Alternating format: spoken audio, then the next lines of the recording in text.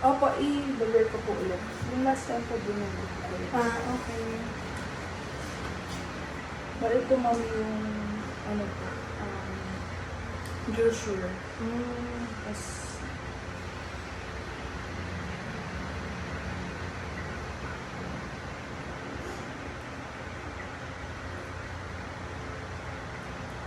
so ma'am, ito po yung sa right teaching. Mga basic knowledge po. Pwede namin na-share sa family. So, ang topic ko is proper environment sanitation. So, first is, what is health sanitation? Health sanitation means keeping ourselves and our surroundings clean to stay healthy. It includes using toilets, washing hands, and throwing garbage in the right place. Clean habits protect us from disease. So, hindi ko ang basis po kasi talaga namin is sa labas and sa household. So, isa po yung factor yung sa labas. Kasi may mga parang stock water po doon. Tapos yung mga nagkalat ng feces ng chicken. Oo nga. Tsaka dito rin sa neighbor na. Dito Sa neighbor na po talaga yun. Pero walang tao kasi yung kapitbahay. Okay. Pero kasama pa rin sa surrounding. Opo. Yun nga po. Isa po siya. Saka di ba po nabanggit na naangangamoy po tapos binabaon po ng asawa niya.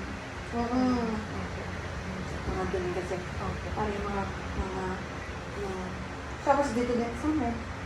Yung mga manok, syempre. Kasama nga yun. Sige, tapos. Good sanitation helps stop the spread of germs and diseases. It keeps our homes, schools, and community safe. Without cleanliness, people can easily fall sick. So, malaki po talaga yung yung factor ng sanitation sa health ng tao. So, ito po yung mga problems na possible na malaria na cause if madumi po yung paligid. First is malaria po. Waste areas can collect stagnant water which becomes a breeding grounds for mosquitoes that spread malaria and dengue.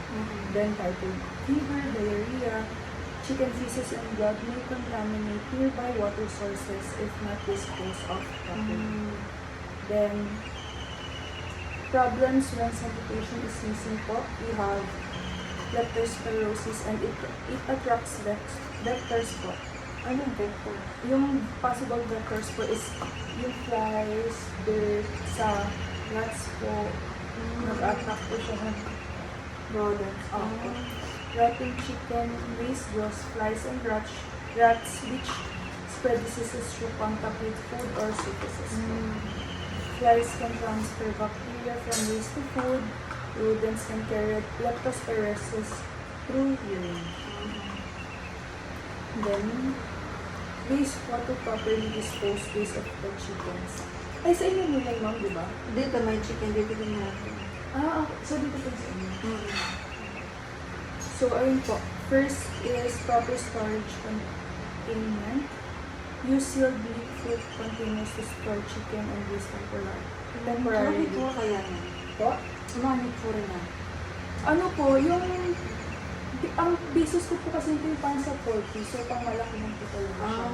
So, meron po silang parang proper dispose system ng mga manhole. Opo.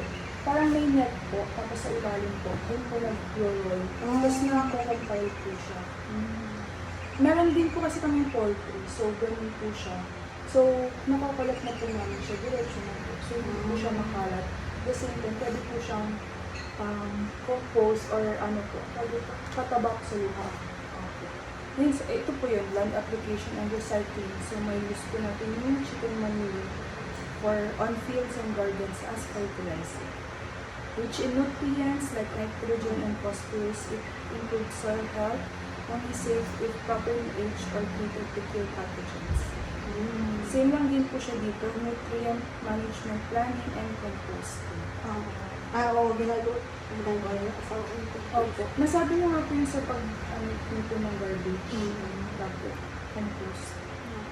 Then, last po is to build awareness of good environmental sanitation. It reduces spread of intestinal worms, reducing the severity and impact of malnutrition. Kasi ma'am, na-base po sa BMI ng mother niyo po.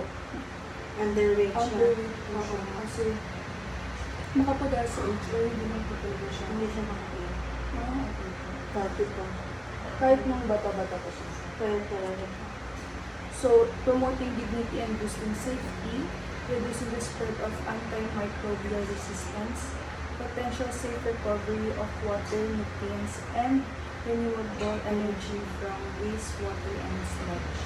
Potential to increase overall community resilience to climate shocks, for example, through safe use of waterways for irrigation to mitigate water. Okay. Yay!